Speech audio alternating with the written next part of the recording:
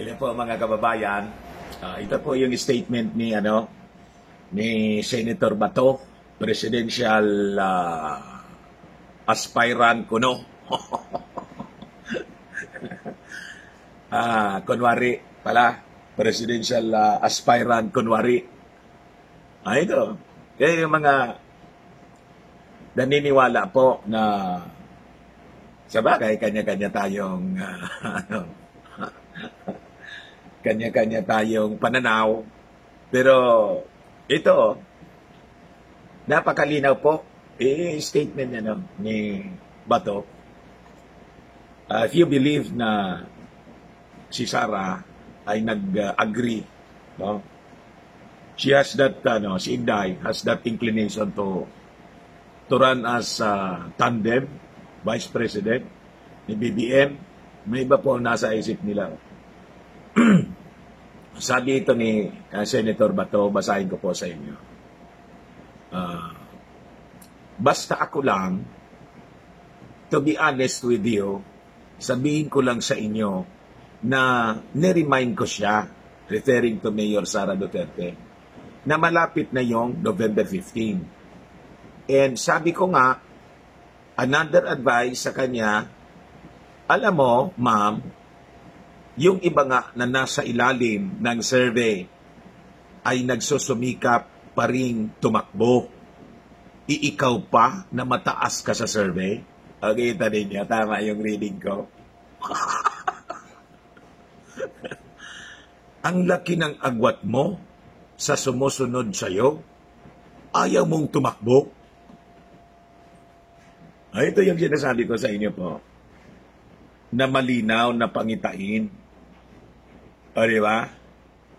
Kasi yung mga previous surveys po, before the filing, that was before the filing, laging leading po si Inday. Pangalawa lang po si BBM. O, di ba? Di ba gaganon? False Asia, yung bad weather station, yun. Kaya lang, sabi ko nga sa inyo, yung result ng survey po, may margin of error yon. It is almost, patas. Yung dalawa. Pag tiningnan mo po yon, yung result ng survey, itong pasobra naman ito, hindi naman masyadong mataas yung pasobra naman ito ni Bato. Yung agwat, hindi man masyadong malayo. So, yun ang nasa isip nila. Only that, tinitingnan nila si BBM kung ano yung posisyon na tatargetin. And that's the reason why naglalaro sila. You see? Hindi basta nag-file si Inday nag-file siya for mayor. Hindi for president. Kasi tinitingnan nila kung ano ang mga changes po on the field. Especially yung mga results ng survey. Until now, nagsasagawa sila ng studies if it is still possible for. Kasi runaway na ngayon siya, landslide palagi. Yung latest nga ngayon, mga kababayan sa Norsagaray, sa Bulacan, ganon pa rin. Sausaw, milya-milya. The same with other surveys, Kalye survey po. Actual interview, alam na po ninyo. So, alam mo ma'am, yung iba nga na nasa ilalim ng survey ay nagsusumikap pa rin tumakbo. Ikaw pa na mataas ka sa survey, ang laki ng agwat mo sa sumusunod sa'yo, ayaw mong tumakbo.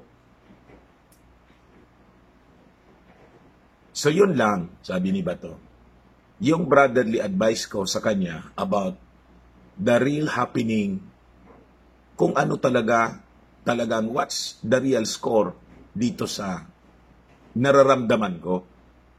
So pinaintindi ko sa kanya, sinabihan ko siya, nandito lang ako. Ready ako palagi. Sabi ko sa inyo, he's not, by his own admission. Short notice siya eh. Wala ba talaga siyang kaplano-plano? Nilagay lang siya doon. Reserva. Placeholder yung tawag. Nandito lang ako, ready ako palagi. I've been very consistent na open ako kung mag-substitute ka sa akin. Nandito lang ako. So, Bato filed for president. Kung substitute sa kanya, di ibig sabihin, si Sara ay gusto nilang tumakbo for president. Si Sara ba ayaw na tumakbo for president? I don't think so. From the very beginning, to my assumption po, to my assumption, from the very beginning po, yun ang nasa isip nila. Kaya sabi ko nga, the reason for that, incumbent yung tatay. Bakit ka tatakbo ng vice president? Incumbent yung tatay. Other than incumbent yung tatay, in previous surveys, leading siya. Diba? Ganon. And yung barometro, mga kababayan, makikita ninyo sa groundwork nila. The supporters, the leaders, their funders, nandun sila sa fieldwork promoting Sara as, presidential candidate. Not for, sabi ko sa inyo, a lower position like vice president, kundi yun run Sara nga po, sinasabi ko sa inyo. Ang nakakapag-antala sa desisyon ni Sara, mga kababayan, ni Inday, yung sinasabi ko po sa inyo na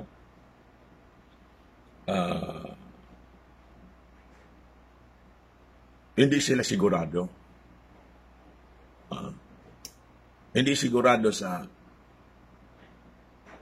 ito bang result ng survey na to will be converted into real votes. Ngayon, hindi sila sigurado. And so, dinelay nila. Diyan ka muna niya, pasorbe tayo ulit. Tinitingnan nila, sabi ko nga sa inyo, mga kababayan, kung yung boto ng kanyang tatay, na most of the boto ng kanyang tatay, Marcos loyalist, mahati nila. Or makukuha yung majority. Pag hindi nila mahati, Sara will not run for president. And sabi ko nga, to save her face, re-election na lang siya. Or kung mag-run man siya as vice president, there should be conditionalities. Di ba? Hindi po pwedeng basta lang tumakbo. Kailangan may negosasyon muna kay BBM. Ano yung natin? Paano natin gagawin yon? What about may say ba ako sa administrasyon mo? Especially sa appointments ng mga importanteng cabinet positions. Ganon yun ang deal doon. Malayo ba sa katotohanan yung aking assumption? That's the usual one po sa mga negosasyon. Political na negotiations. Palaging ganon. O ano niya? Ano makukuha ko? Di ba? Expected lang ako. Mabuti kong mamatay ka na. Hindi man pwedeng hati. Hindi man yun yung parang yung president ng Senado na pwedeng, di ba? Or speaker of the House na hatian niya tayo ng term tulad ng ginawa sa Congress. Ayun nga munti ka na. Munti ka nang hindi mangyari yung hatian. Bakit? Gusto nang ubusin yung term ni Cayetano. Ayun, sabi ko sa inyo.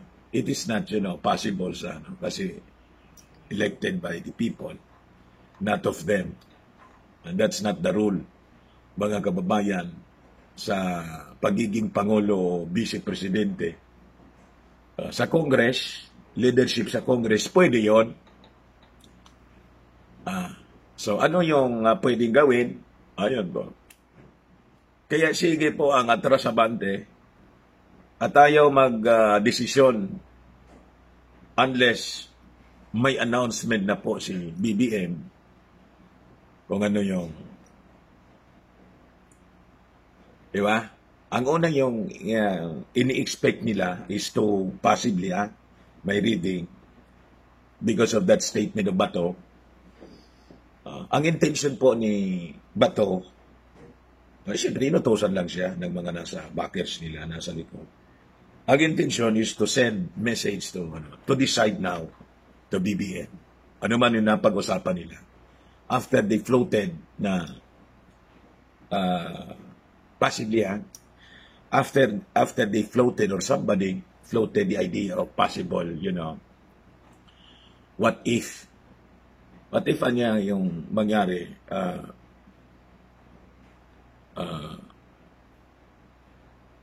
Inday BBM, are you open to that idea? Siyempre si BBM po, hindi basta yun, magsasalita. It is an insult. Di ba? Na ang ibig sabihin, pinapatras siya. At to Sara to give to Sara. Kasi sila naman yung nasa posisyon eh. And yung sinasabi ni Bato na you are leading, matasaan niya yung agwat. Yung agwatan niya ng lead mo during the previous surveys, yung ibaan niya na napakalayo pero nagpipili tumakbo, ikaw pa na leading. You see? Nahuli natin sa bibig. And as I was telling you, mga kababayan, yung mga vloggers of the palace, ang intention nun ay, maglaro. Di ba? At ipinta sa isip ng mga tao na Sara is willing to run as a tandem, not to divide, so as not to divide the votes. And this time, mga kababayan, pinafloat nila, pag niya kasi, hindi kayo nagkasundo, baka niya si Lomi ang umupo, kasi madidivide yung boto ng mga Marcoses and DDS. Yan ang pinafloat nila. I don't believe in that. Ang totoo niyan, sabi ko sa inyo, mutation sila ng mga dilaw. Sulit po ang Marcos loyalist. O I ask now the supporters of BBM, tama ba na sabihin ko sa inyo? Tama ba ang reading ko na solid kayo? And will not change your mind? Na you will give way and accept in case BBM will slide to Vice President and you go with the tandem of Inday BBM. Payag kayo sa ganon? Sa reading ko po, most of you, hindi. And sa tingin ko nga, mga kababayan, may daming mga reactions na they will vote solo. Marami akong mga reactions, hindi lang dito, siyempre sa akin, most of you, kung ano yung stand ko, possibly yun din ang iniisip ninyo. Diba? Pero nakita ko po sa mga reactions, sa ibang mga vloggers, hindi kong mga kilalang mga netizens, ang sabi nila, kahit niya si BBM lang mag-isa, wala siyang bitbiting Vice President, we will vote for him. And bala niya si Inday kung ano niyang gusto niya. Tumakbo siyang Vice President, will not vote. BBM pa rin. Kaya yung kwan nga nila, lalo yung mga OFWs, makita ninyo po doon sa, sa Germany, sa France, sa Italy, ayun, lumabas yung mga OFWs, mga kababayan with full streamers just to show their support. Ipakita kay BBM yung suporta na they are for him, not for anybody, not for Inday, not for Lumi, not for anybody. Isa lang ang kanilang pipiliin at tatanggapin, mga kababayan, BBM for President. Sabi ko sa inyo. Ngayon, idagdag ko na po. I think na ipaliwanag ko na rin sa inyong maayos. Idagdag ko na lang po ito. Yung pagkakaiba po ni BBM sa iba, ng mga kandidato. Yun na yun. Ang focus ng niya, ng energy niya, ng isip niya, is not kung sinong katunggali niya sa politika. Just like Lumi, ang focus niya, hindi maupo siya. Dapat ma-preventan niya natin. Yun ang agenda ng mga dilawan. Ma-preventan niya natin na makaupo. Di ba? Si BBM hindi. It is for the country. Paano ba babangon ang ating bansa with all this pandemonium? Ayun. Marcos vows to transform. Manila Times po ito. Binabasa ko. Marcos vows to transform Philippines into logistics powerhouse. Dapat ganun ang kandidato. Hindi yung ang focus mo, yung awayin mo yung katunggali mo, i-present mo anong plano mo. Ang plano mo lang ba awayin yung hindi maka-oppose yun.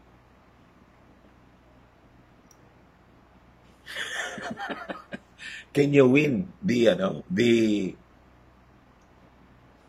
sympathy of the Filipino people sa ganun? Ayun lang pala niya, makikipag-away ka. Huwag na. Enough of shenanigans. Enough of conflicts, political. Sawang-sawa na kami dyan. Nasa pandemonium tayo na ginawa nila. Sabi ko sa inyo. So ito, basahin ko itong balitang ito. Former Senator Ferdinand Bongbong Marcos Jr. wants the Philippines to become the next logistic powerhouse in Asia to expedite the country's economic recovery post-pandemonium. Dapat ganun ang agenda. Di ba? Paano ba tayo at least gumaan yung ating pakiramdam, yung ating kalagayan, kahit dinidikdik tayo ng mga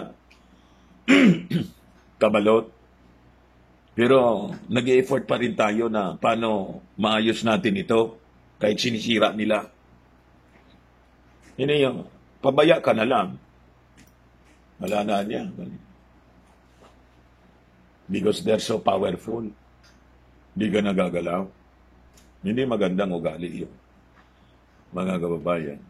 So, ibig sabihin yun, sumasama ka sa agenda nila to collapse everything in this country. Di ba?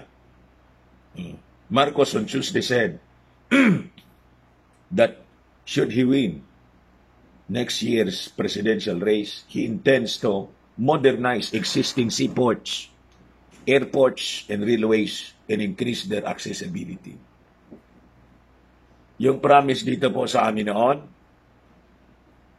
pag-start ng administrasyon ni President Digong, nababalik na dito sa Legazpi yung railway. Nabulok na po yung repair. Yung pangarap po kung gano'n, nabulok na. Sayang yung ginastos, wala man dumating dito. Only during the time of Marcos, we had our railway system in Legazpi City. After Marcos, pinabulok ni Coricong in until today yung mga rehabilitation. Wala man nangyari. After the rehabilitation, hindi man. Wala. Bulok na yung mga stations dito. PNR stations. Legazpi, Daraga. Iwan ko sa Naga kung bulok na. Pati railway. Sayang yung ginastos na hindi man nagamit. Kaya mga sinasabi nila, ito yung airport namin dito, natapos din kasi may budget na talaga yon. Hindi pumayag yung mga leaders namin dito. Kasi ang tagal-tagal. Panahon yun ni GMA, sinimulan. O natapos pala. Wala, hindi pa nga full. Inopen na nila. Pumunta dito yung ating Pangulo. Pero sa tingnan ninyo, wala pa man. Hindi pa 100% completed. You see? Ngayon, ito. He said that investment in these areas will raise the country's import and export capacity and provide opportunities for local industries to recover. Siya pa lang ang nagsasabi ng ganito of the presidential aspirants. So, napakalaga po na ang isang gustong tumakbo, klarado sa kanya kung anong gagawin niya on day one. Lahat pa cute. Wala man. Lahat sila, may malang. Walang substance, mga kababayan, yung mga sinasabi nila. Walang substance. Ano lang yan, sabi ko mga tao. Our strategic location in the Pacific is an advantage to no other country has. Very clear sa kanya yun. Totoo po yun. Kaya nga sabi ko sa inyo, the European powers in American Empire, pati si Pap, ito yung tinarget po yung Pilipinas because of that strategic location in the resources that we are. Sabi ko sa inyo, nakaupo po tayo sa vast resources in gold, in other precious metals. Pinaniwala tayong mahirap. Hindi po mahirap ang ating bansa.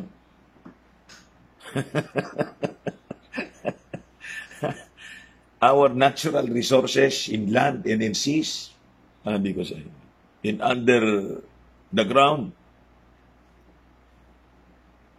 mayaman tayo. Pinagluloko lang tayo ng mga foreign powers, mga kababayan. And they do not want Marcos to. Kasi aware siya ang mga Marcoses. Kaya yun ang nasa likod po ng slogan nila, never again, no to Marcos. Gamit yung martial law, etc. Yun. Because it's time for us to leverage this and aspire to become a major logistic hub in the region, sabi po ni Bongbong Marcos. To achieve this, we will need to modernize our existing seaports, airports, and railways, or build new ones where necessary. Bongbong Marcos will become, another Ferdinand Marcos, as he is, the son. He will be like his father, a builder. Yan ninyo ang mga pinatayo. Hanggang ngayon, pinapakinabangan pati ng mga salot na dilawan. You see? Nagawa niya yan, mga kababayan, sa maliit na budget as compared to the... Gusto niyo marinig? Parinig ko sa inyo kung magkano lang yung budget ng panahon ni Marcos, mga kababayan, na sinasabi nila, nagnakaw. Kung nagnakaw yung Marcos, in 20 years, wala siyang nagawa. Yung nakaw na sinasabi nila, mas malaki pa sa budget. For 20 years, pakinggan ninyo ito. A summary of government expenditures from 1966 to 1997. Number 1. President Ferdinand Edralin Marcos, 1965 to 1986. 20 years, 486 billion, 273 million. 486 billion lang, mga kababayan, plus for 20 years yung budget ng gobyerno. 20 years.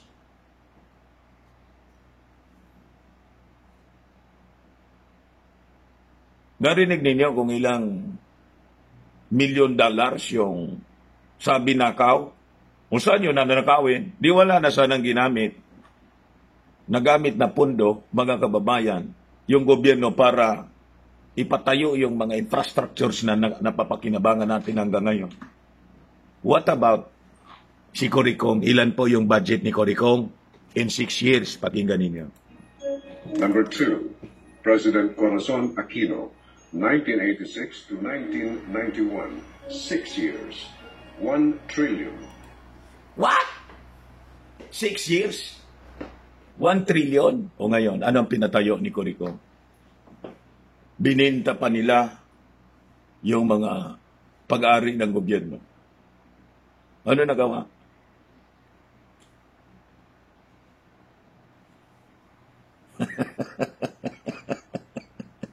Para paniwala kayo sa kanila. Next. 77 billion, 895 million. Number 3, President Fidel Ramos, 1992 to 1997, 6 years, 2 trillion. Ilang niya? Dinoble.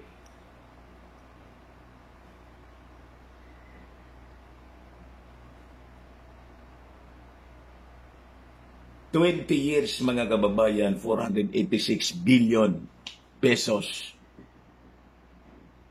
Yung national budget, ang daming nagawa ni Marcos. 1 trillion, more than doubled kay Coricong. 6 years lang yon. Ano nagawa? In Ramos, mga kababayan, dinoble yung kay Coricong. 2 trillion. 237 billion, 907 million from the National Statistics Office. Imelda had to face the trial of the century in New York, charged with stealing $43 billion from the coffers of the government. Saan yun kukunin? 43 billion dollars. Saan yung kukunin? Wala na sanang nagamit. Kung ninakaw yun, eh sabi po ni Marcos, consistent siya. Pati si Imelda, kami ang pinagnakawan. Dati nila itong yaman. When the nation's budget for 20 years of Marcos rule reached up to only 32 billion. 32 billion dollars yung sa dollar po ito. In 20 years, yung budget ng gobyerno. Paano nakapagnakaw yung Marcos ng 46 billion no, for dollars? Paano nagkataas ang gano'n? Isip-isip naman po, mga kababayan, na na paniwala na mga dilawan. Simple arithmetic. With his meager Ilocano budget, as it were, President Marcos embarked on a massive buildup of roads, bridges, and other infrastructure projects meant for the betterment of the country's economic structure.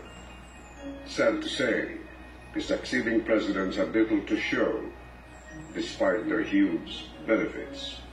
He made the political system more grassroots and extensive, by adopting the barangay system, which enabled the smallest units of the system to which the core is attached. Kita ninyo. O kayo ha, kayong mga opisyal sa barangay na naging yelo kayo, hindi magiging barangay yan na organized as you have this time without the Marcoses, without Ferdinand Marcos. Pagkatapos, ngayon, yung iba sa inyo, hindi ko sa inyo, nalason lang kasi na mga maling informasyon yung isipan po ninyo. So, to participate in the democratic process by making them responsible for administrative and legal functions within their barangay. The barangay leaders and officers were made elected in the respective communities. It was through the barangay where his concept of a participatory democracy found its tangible roots. pagkatapos, sasabihin ninyo na diktador si Marcos. Paano naging diktador? Binigyan kayo ng pagkakataon to determine kung sino yung mga leaders na dapat ninyong iluklok sa posisyon. Diktador ba ang ganon? Through a free election on the barangay level. You see? When the first barangay election was held at a time when the country only had a population of 51 million, 3 million were elected to represent 42,000 barangays. Serving as a co-pillar to the democratic vision of President Marcos was the creation of the Ministry of Human Settlements and entrusted to his wife, the First Lady, Imelda Marcos. Kita niyo? Yung human settlement, mga kababayan, ang daming projects noon, tinonaw ni Corico. Ang pinalit yung, tawag dito, ang pinalit niya yung human rights salo. Bliss projects hanggang ngayon, we have Bliss projects all throughout the country. PBN, Pambansang Bagong Nayon, dito sa amin. Ang dami dito sa amin, sa Bicol. Ang mga nakatira, mayayaman na po. PBN Boraguis, Bliss, doon pinuntahan ko, napakagandang subdivision. O ngayon, kayo, anong napagawa ninyo?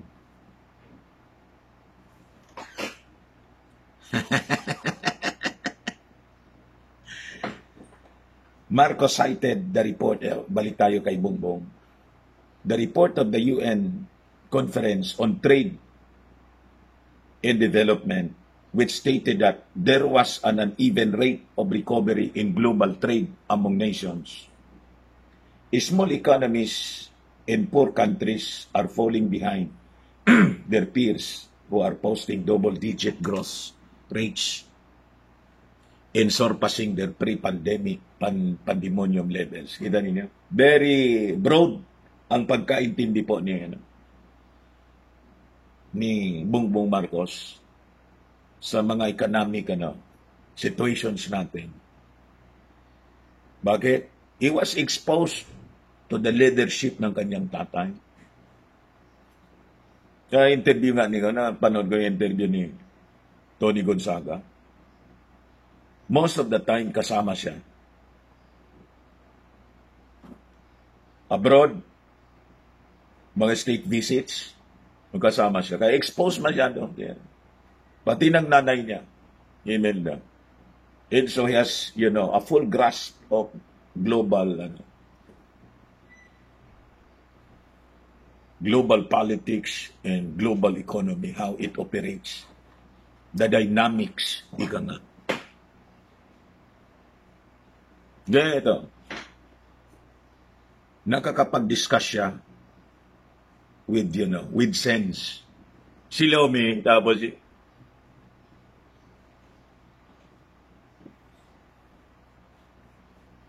yung math nga hindi maayos.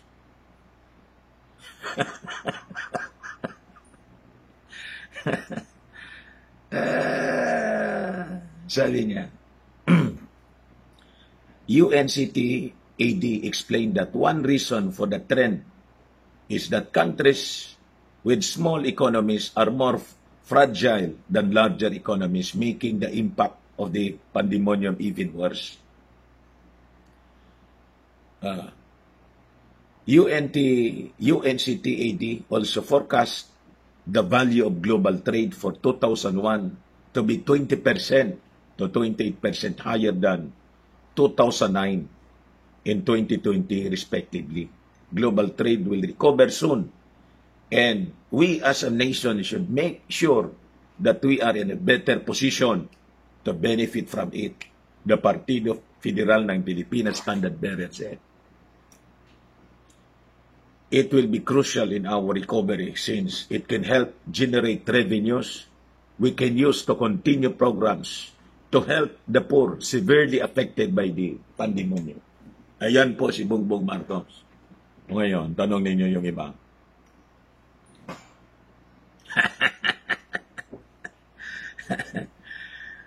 Marcos also noted the surging popularity of e-commerce platforms among Filipinos as a strong indicator of the needs to enhance the country's logistics capability.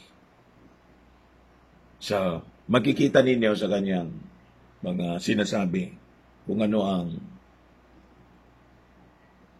future ng ating bansa sa kanyang mga kamay, sa kanyang mga pamamahala. Ano ang gusto ninyo? Ran Sararat pa rin? Or Lome? Or the rest of the presidential aspirants? Nasa sa inyo po yun. Paki-subscribe naman po ninyo, Marvelous DTV. Maraming salamat po. Short video lang po tayo dito. Bye-bye, mga kababayan.